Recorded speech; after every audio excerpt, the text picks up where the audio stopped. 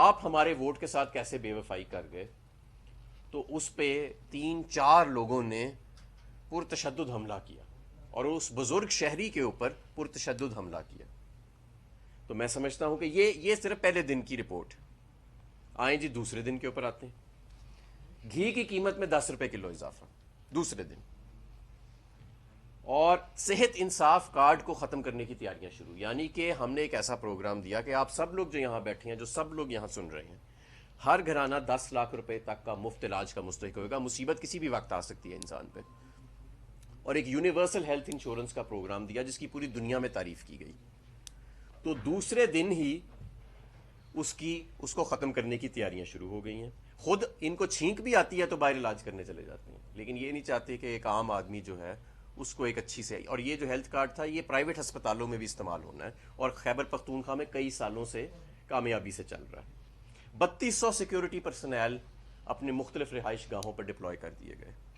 جہاں پہ وزیر اعظم عمران خان صاحب بات کرتے تھے کفایت شاری کی، اور صرف 1 درجن سیکیورٹی گارڈز کے ساتھ پھرتے تھے، کوشش ہوتی تھی بنی گالہ میں بھی کم سے کم سیکیورٹی گارڈز تعینات ہو. 3200 سیکیورٹی گارڈ. اور اس سے پہلے میں بتا چکا ہوں کہ پہلے دن 3 اپنے کیمپ آفیسز ڈکلیئر کر دیے گئے.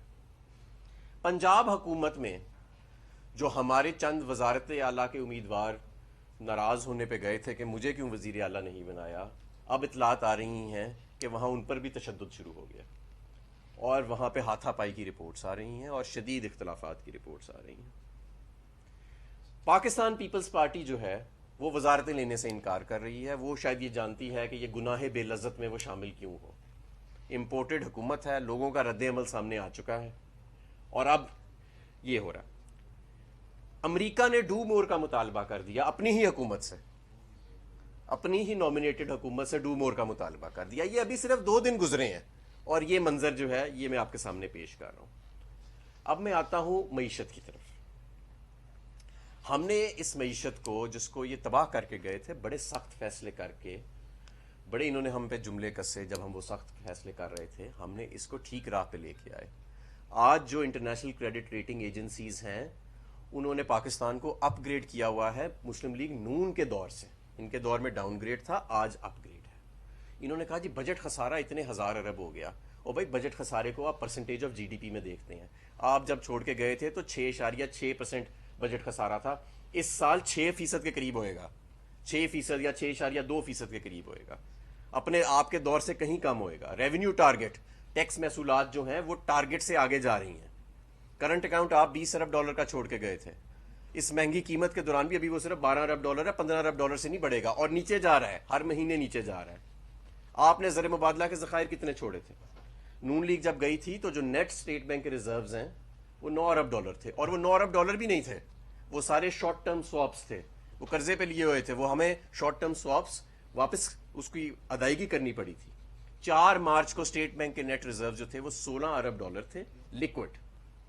اور اس کے بعد چائنا کا ایک رول اوور ہوا جو ابھی پینڈنگ ہے، اور میرا خیال ہے 5 دنوں میں مکمل ہو جائے گا، جس کی وجہ سے 3 ارب ڈالر کی کمی آئی. اور ریکوڈک جو ہے اس کی ہم نے 900 ملین ڈالر کی پیمنٹ کی. تو یہ 4 ارب ڈالر کی کمی آئی، جس میں سے 3 ارب ڈالر آپ کو چند دن میں واپس مل جائیں گے، کیونکہ اس رول اوور کا چائنا سے ہم بندوبست کر کے گئے ہیں. تو اس وقت 11 ارب ڈالر ہے، لیکن ایکچولی یہ 14-15 ارب ڈالر چند دنوں میں ہو جائیں گے ریزرو. آپ 9 ارب ڈالر کے ریزروز چھوڑ کے گئے تھے، وہ بھی مانگے تانگے کے، یعنی شارٹ ٹرم اس کے اوپر. یہ دوسرا کنزیکٹیو ایئر ہے. اسٹیٹ بینک کی بھی ابھی تک یہی پروجیکشن ہے، اور ہماری بھی یہی پروجیکشن ہے کہ 5.5% سے گروتھ ریٹ زیادہ ہوئے گا. آپ نے اپنے آخری سال میں جا کے 5.5% اچیو کیا تھا، ہم نے پچھلے سال بھی 5.5% اچیو کیا، اس سال بھی ہم 5.5% کی پروجیکشن ہے ہماری، اگر آپ نے اس معاملے کو خراب نہ کیا تو. بڑے پیمانے پہ جو صنعت ہے وہ 8% سالانہ کے حساب سے گرو کر رہی ہے.